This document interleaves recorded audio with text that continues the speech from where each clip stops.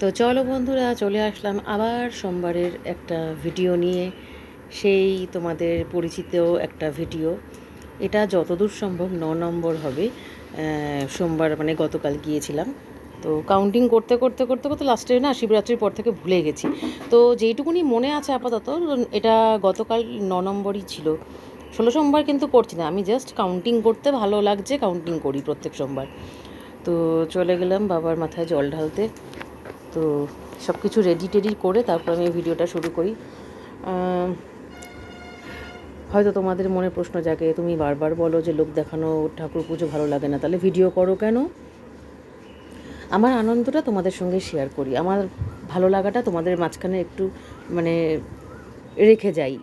এটাই আমার মানে মূল উদ্দেশ্য ভিডিওটা করার।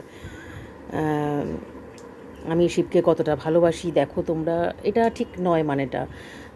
একটু আমার মতন করে একটু ভেবে দেখো আমি কি বলতে চাইছি, আশা করি তোমরা বুঝে যাবে আমার মানে বক্তব্যটা কী অ্যাকচুয়ালি, কেন আমি মানে ভিডিওটা করি, তোমাদের সামনে কেন তুলে ধরি।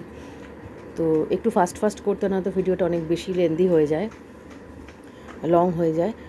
তো আমার খারাপ লাগছে যে আমি শিবরাত্রিতে যে রুদ্রাক্ষর মালাটা দিয়েছি সেটা ওই সব ফুল টুল ভরে যায়, তো মালাটা সব একসাথে ধরে আবার ফেলে, মানে ওরা এক একটা প্রহর হয়ে গেলে তো রুদ্রাক্ষের মালাটা ফেলেও দিয়েছে। দেখি আমি একটা রুদ্রাক্ষের মালা কিনে আমি ওই ত্রিশূলের মধ্যেই পেঁচিয়ে রেখে দেবো। ডমরুটা রয়েছে, ডমরুটা আশা করি থাকবে। আমি বলেও এসেছি ওখানে দেখভাল যারা করে যে ডমরুটা দিয়েছি, ডমরুটা যেন থাকে। ওরাও খুব খুশি হয়েছে যে কেউ তো কোনোদিন ডমরু দেয়নি এখানে। তো কে খুশি হয়েছে না হয়েছে সেটার থেকে বড় কথা যে আমার প্রচণ্ড আত্মতৃপ্তি হয়েছিল সেদিনকে ডমরুটা দিতে পেরে। আর রুদ্রাক্ষর মালাটাও দিয়েছিলাম, যদিও এগুলো তো রুদ্রাক্ষ নয়, এগুলো মানে দর্শকর্মাতে সবই মানে এগুলো নকল ব্যাপার, তবুও একটা মন শান্তি আমার। তো আমার সত্যি বলছি কেন জানি না, আর আমি আমাদের শ্মশানটা হচ্ছে বাড়ির ঠিক পাশেই, এমন কিছু ডিস্টেন্স নয়, কিন্তু প্রত্যেকবার আমি বাইকে করে যাই। তো কালকে বাইকটা ছিল না, মানে দোকানে দেওয়া ছিল বাইকটা একটুখানি মানে ঠিক করার ব্যাপারে।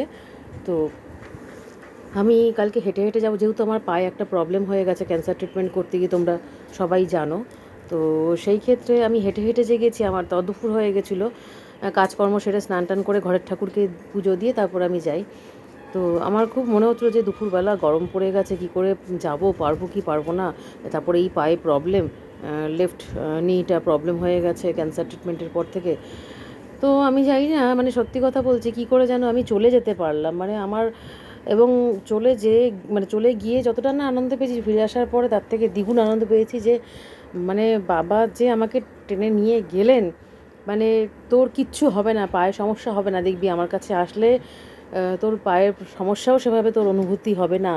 সেটা যে একেবারেই সত্যি, বাবা আমাকে নিয়ে গেলেন, সত্যি কথা বলছি। আমি যদিও একটা ওষুধ খেয়ে গেছিলাম, কিন্তু তারপরেও যে শরীরে বা পায়ে যে একটা ক্লান্তি থাকবে, বিশেষ করে মানে এই দুপুরবেলা হেঁটে যাওয়াটা, এই মানে ডিফেক্ট পা নিয়ে, মানে সেই ফিলিংসটাই আমার মধ্যে আসেনি। মানে আমি জানি না, আমার জন্য আমার মন বলে আমার জন্য হয়তো কিছু ভালো অপেক্ষা করছে বাবার আশীর্বাদে। তো সেটাই হয়তো তার নমুনা, মানে উনি এভাবে আমাকে ডাকছেন বারবার করে, আর আমি নির্দ্বিধায় কোনো বাধা ছাড়া আমি চলে যেতে পারছি। এটা আমার কাছে অনেক অনেক অনেক বড় তৃপ্তির।